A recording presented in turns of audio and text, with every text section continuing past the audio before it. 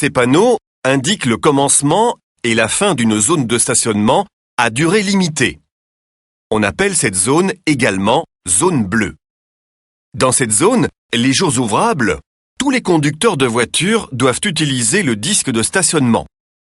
Il est obligatoire de l'utiliser du lundi au samedi entre 9 et 18 heures, sauf si le panneau mentionne d'autres modalités.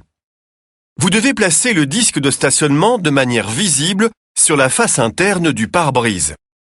Les conducteurs qui possèdent une carte de riverain ou une carte de stationnement pour personnes handicapées peuvent l'utiliser au lieu du disque de stationnement. La flèche du disque doit être placée sur le trait qui suit l'heure d'arrivée. Vous pouvez stationner 2 heures à compter à partir de l'heure indiquée par la flèche. Sauf si un panneau additionnel précise une autre durée de stationnement. Ensuite, vous devez déplacer le véhicule. Vous ne pouvez donc pas changer l'heure sur le disque. Vous devrez aussi parfois utiliser votre disque de stationnement en dehors d'une zone bleue.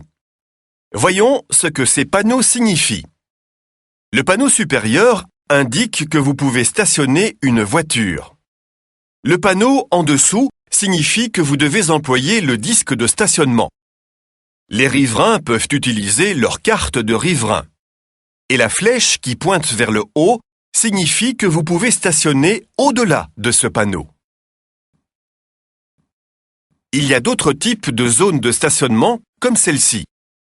Ce panneau indique une zone où le stationnement est réservé aux véhicules d'une masse maximale autorisée n'excédant pas 3,5 tonnes. Une voiture peut donc stationner ici.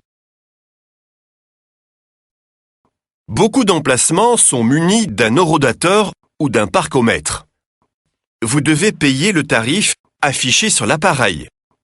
Si l'appareil est en panne, vous devez utiliser votre disque de stationnement.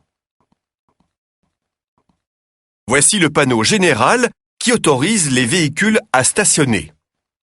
Si vous voyez une voiture sous le P, alors les voitures mixtes, minibus et motocyclettes peuvent stationner au-delà de ce panneau.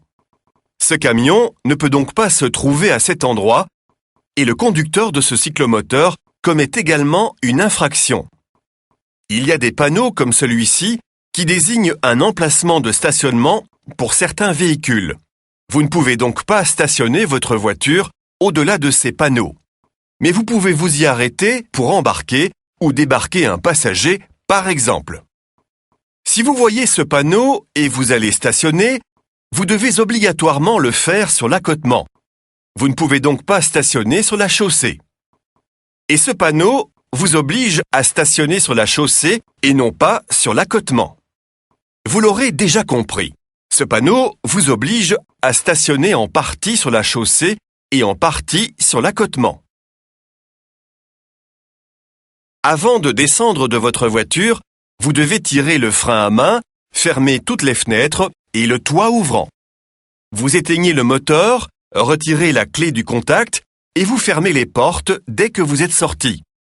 Pendant l'examen pratique, si vous abandonnez votre voiture comme ceci, ou si vous oubliez de tirer le frein à main, sachez que vous devrez le repasser.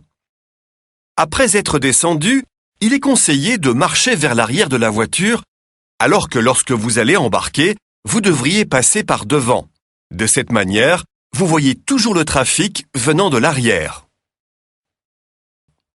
Une voiture en panne ne peut pas rester sur la voie publique plus de 24 heures. Pour un véhicule publicitaire, c'est 3 heures maximum.